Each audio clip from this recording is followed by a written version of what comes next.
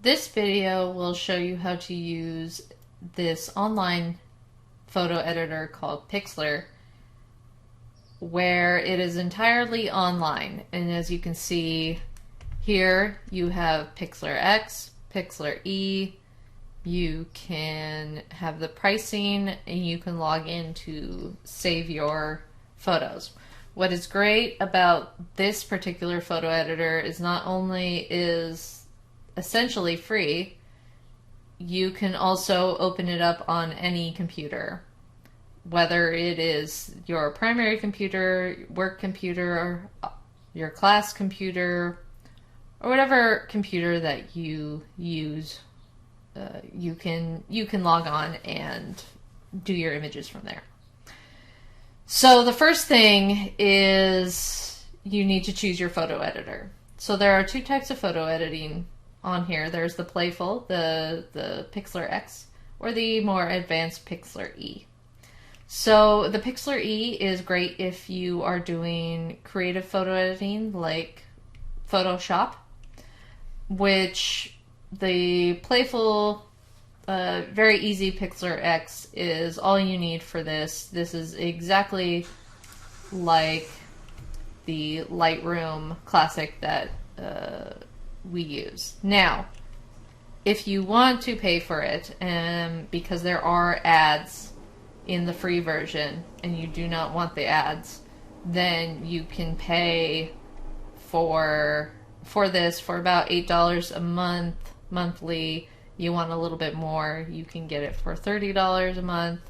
For those prices, you can just get the Adobe Creative Cloud or the Adobe Photo Editor, but it's all for what you want. So let's go to Plixlr X, and you need to upload your image. So open image. I'm going to find the picture of my kitty, and just do the full HD if your computer can handle it. So as you can see, it's very simplified. You have your tools on this side, and they tell you what tools they are. All we need is the adjust tool, and then you have your save and your close. So here is the adjustment ones. It's a little different than Lightroom, where your lighting toggles are down below and your color is up here. So we're still going to start with our light, and we're going to up the exposure, give a little bit of exposure in there, and then bring down the highlights a little bit, and then we can work from there. So again, if you want to adjust your shadows a little bit, make it a little darker, or take away shadows, then you can. In this case, I'm just going to bring the shadows in a little bit.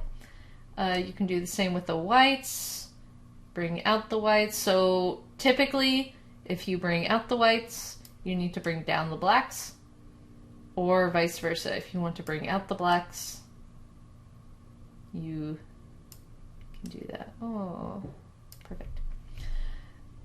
We don't really need to use contrast. You can try it.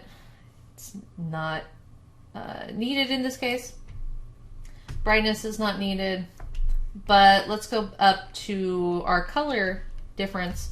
And we usually use a little bit more vibrance to just bring out the natural tones in there. If you want to add some saturation into it or take away saturation, depending on the look of your photo that you want. And of course, we have our important temperature.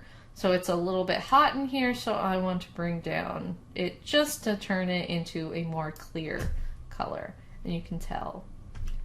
And you can also move around with the tints. Usually works better for colorful rooms or colorful areas, as well as you can change the hue if you want to turn it into a slightly different color. But in this case, we're just going to keep the hue at 0. That's all you need for this. If you want to add filters, you can add effects, brushing, the text if you want. But in this case, all we're doing is the photo. So now you want to save, and you have these options. You can change the file name, you can turn it into different types depending on your needs. JPEG is perfect. The different quality depending on where it's going to be. The higher the quality, the better. Change your width to, also, if for social media they have different widths that you need to use, or it will have to change into something that you don't want. And you can download it and download onto the desktop and save.